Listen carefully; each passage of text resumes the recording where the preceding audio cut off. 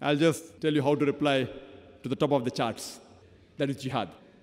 As far as this word jihad is concerned, there is not only a misconception among the non-Muslims, there's even a misconception among the Muslims. Most of the people think that any war fought by any Muslim for any reason, whether it be personal gain, whether it be for power, whether it be for money, it is called as jihad. Jihad does not mean any war fought by any Muslim for any reason, whether it be for his personal gain, for personal money, for power. Jihad comes from the Arabic word jahada, which means to strive, which means to struggle. In Islamic context, it means to strive and struggle against one's own evil inclination. Jihad also means to strive and struggle to make the society better. Jihad also means to strive and struggle in the battlefield in self-defense. Jihad also means to strive and struggle against oppression. So jihad basically means to strive and struggle. Many non-Muslims, mainly the Orientalists, they translate the Arabic word jihad as holy war. And unfortunately, many so-called Muslim scholars in inverted commas, even they translate jihad as holy war. In Arabic, if you translate holy war into Arabic, it would be harbun muqaddasa. And if you read the Quran, nowhere is the word harbun muqaddasa mentioned in the Quran, neither it is mentioned in the Hadith. So jihad does not mean holy war. Holy war was first used to describe the Crusades. With the Christians, they killed tens and thousands of human beings in the name of religion. That holy war was used to describe the Crusades. Unfortunately, today it is used to describe jihad, which is totally a mistranslation. Jihad basically means to strive and means to struggle. One type of jihad can be qital, that is fighting, which is qital fi sabilillah, fighting in the way of Allah subhanahu wa ta'ala. But that too has got various rules and regulations, which you can refer to my video cassette, Jihad and Terrorism, an Islamic Perspective, which I've dealt in detail about this.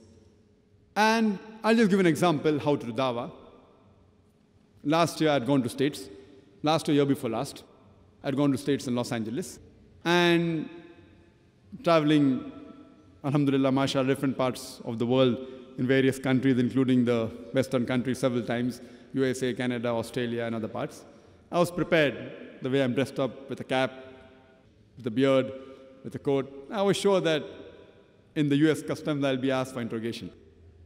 So as I went to the immigration, they asked me the question that, why have you come here? So I said that I've come here to receive an award. They asked me, what award? I said, award in service of humanity. They said, what do you do? I said, I spread truth. Jesus Christ, peace be upon him, says, speak the truth and truth shall free you. And after asking many questions, I see to it that I pick up every opportunity to dawah. While going to the customs, I purposely mentioned that I've come for a convention, like I came this time, and I've come to receive an award. So they asked me, okay, go and open your bag.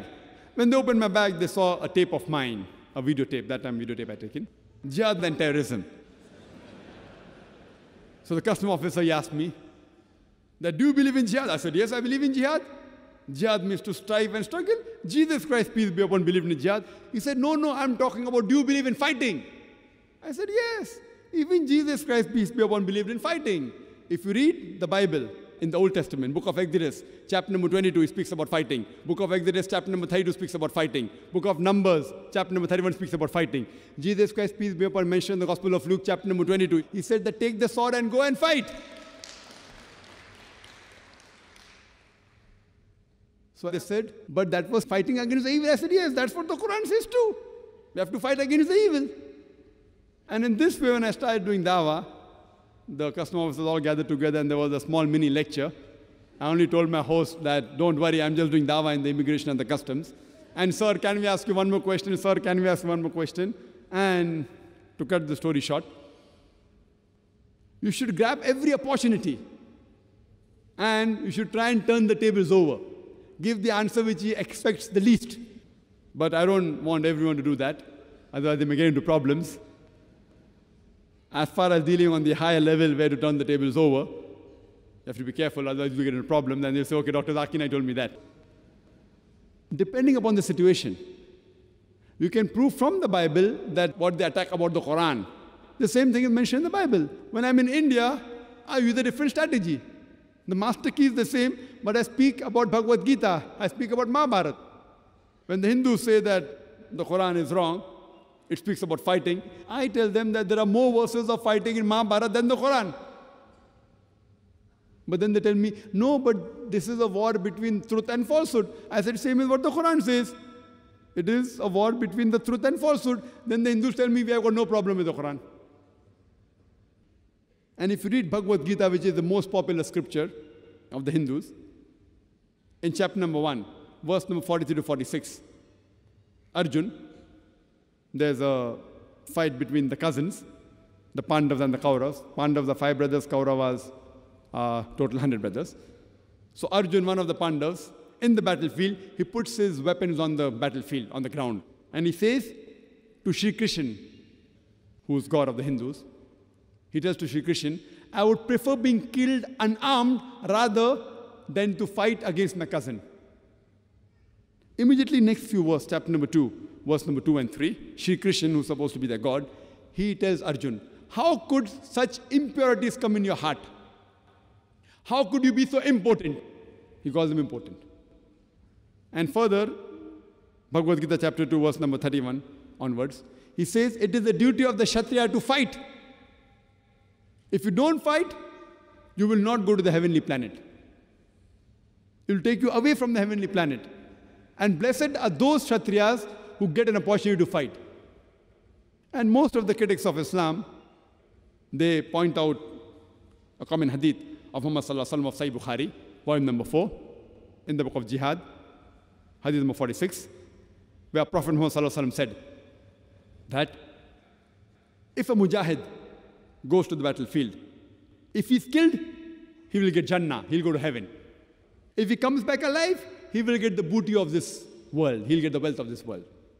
And many critics, whether Christian, Hindus, they point this hadith and say, what kind of religion is this? It's talking about jihad, fighting, and you go to heaven. What kind of religion is this? I tell the Hindus that if you read Bhagavad Gita, chapter number 2, verse number 37, Shri Krishna tells Arjun that, oh Arjun, rise and fight. If you are killed, you will go to Swarg, heavenly planets. If you come back alive, you would get the wealth of this world. It is the verbatim translation of Sahih Bukhari, volume 4, hadith number 46.